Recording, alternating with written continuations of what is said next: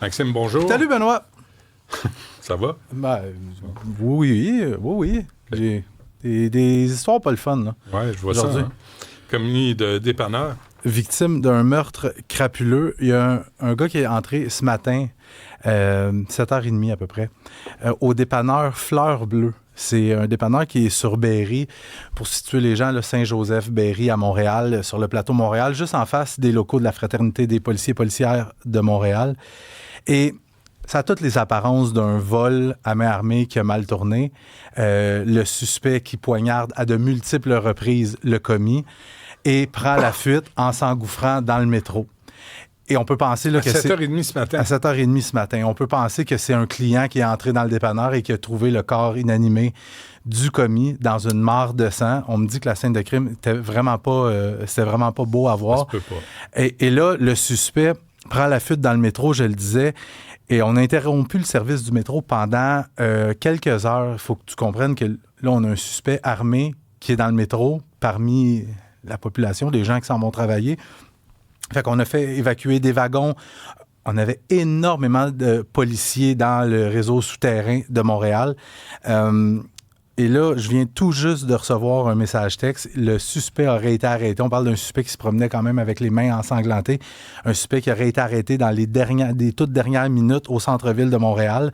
Maintenant, sur la scène de crime, Benoît, je dois le mentionner, j'ai assisté à une scène à fendre le cœur. J'étais là et il y avait un membre de la famille, soit la sœur ou la fille là, de la victime, c'est pas clair encore, qui a appris la nouvelle et qui est parti en courant, a franchi le périmètre de sécurité. Là, les policiers, elle voulait entrer dans le dépanneur pour aller auprès de la victime.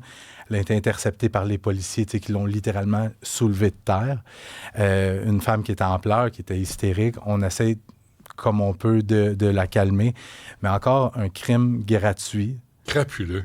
Puis je pense que le terme est bien utilisé. Un commis de dépanneur. Puis c'est ce dépanneur-là... Combien tu penses que tu vas faire en volant un dépanneur, c'est ça. Espèce d'imbécile? Puis ce dépanneur-là est détenu par une famille coréenne. Puis c'est souvent des dépanneurs qui sont détenus par des gens asiatiques. Moi, je me souviens, j'habitais à Montréal, puis le dépanneur en face de chez nous. C'était un monsieur puis sa femme, deux Asiatiques. Eux autres, là, ils dormaient dans le logement au-dessus, puis ils descendaient, puis ils étaient juste les deux. Ça travaille des heures épouvantables pour un salaire de crève-faim. Ça se plaint jamais. Puis là, tu as en tout cas, bref. 5e meurtre de l'année à être commis à Montréal depuis. Qu'il ne soit pas libéré en attente de son procès. Ben non. Non, mais qu'il ne soit pas... Mais j'ai hâte de voir parce que là, évidemment, une arrestation qui vient tout juste d'être effectuée. Il va y avoir rencontre avec les enquêteurs et ensuite comparution. Et là, à partir de ce moment-là, l'identité va devenir publique. J'ai bien hâte de voir les antécédents criminels de cette personne-là. Mm-hmm. Très bien. Un homme de 20 ans accusé du meurtre de son père. Oui, Lucas Choquette a formellement été accusé hier du meurtre non prémédité de son père, Marc-Antoine Choquette. C'est survenu mardi soir dans un logement de la rue Masson, dans le quartier Rosemont. Puis j'ai obtenu des détails assez troublants concernant ce meurtre-là. D'abord, Lucas Choquette aurait poignardé son père à mort pour une raison qui demeure encore mystérieuse. Lucas Choquette, une fois que le crime est commis, quitte le logement et s'en va chez un de ses chums avec le couteau toujours dans ses mains. Il arrive chez son chum et lui aurait dit « Je viens de tuer mon père ». L'ami en question lui aurait pris son couteau et les deux ensemble seraient retournés dans le logement pour, constater les faits. Et c'est à partir de là que le 911 aurait été appelé et les deux gars seraient ensuite redescendus au niveau de la rue pour fumer une cigarette en attendant les policiers.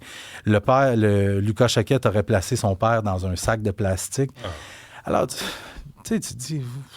Lucas Choquette, c'est quelqu'un qui n'avait pas d'antécédents criminels, du moins depuis qu'il a atteint la majorité, et demeure détenu jusqu'à son retour devant le tribunal.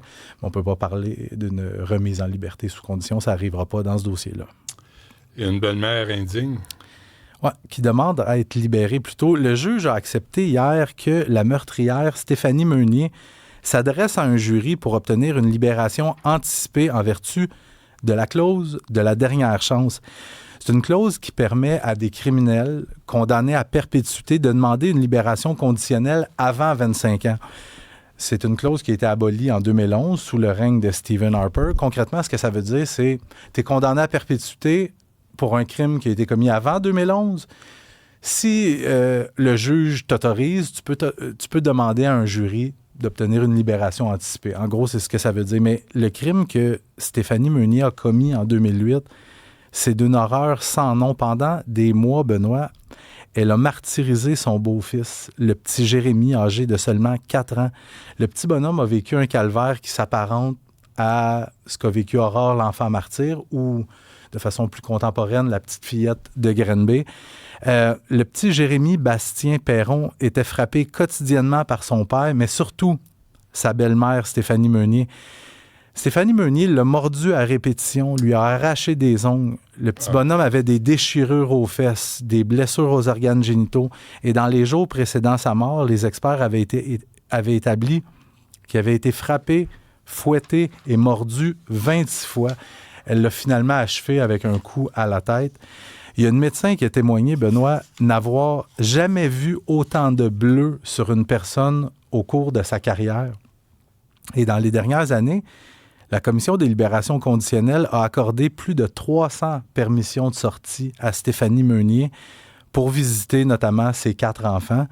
Il semble que depuis qu'elle est incarcérée, elle a un comportement exemplaire en prison, qu'elle fait des gros progrès sur elle-même, mais si le jury refuse, parce que c'est pas fait, là, si le jury refuse de lui accorder cette libération anticipée, il va falloir qu'elle attende jusqu'en 2033 avant de pouvoir s'adresser à la Commission des libérations conditionnelles. Mais ce meurtre-là, pour les plus vieux qui nous écoutent, tout le monde se souvient de cette histoire-là. Ouais. Puis moi, ma réaction, c'est qu'elle attende. Ça va être au jury de décider. Moi, je comprends qu'elle a fait du travail sur elle-même en prison, mais en même temps, t'as pas mal juste ça à faire. Qu'est-ce que tu veux faire d'autre? Les crimes qui ont été commis ont été commis. T'as pas la pression des enfants autour qui pourraient, peu importe, initier quoi que ce soit, sans excuse, mais je veux dire, c'est pas les mêmes paramètres. Là. Bon, ben c'est tout, hein? C'est assez. Tout. C'était en masse pour ce matin. Merci, Maxime. À demain.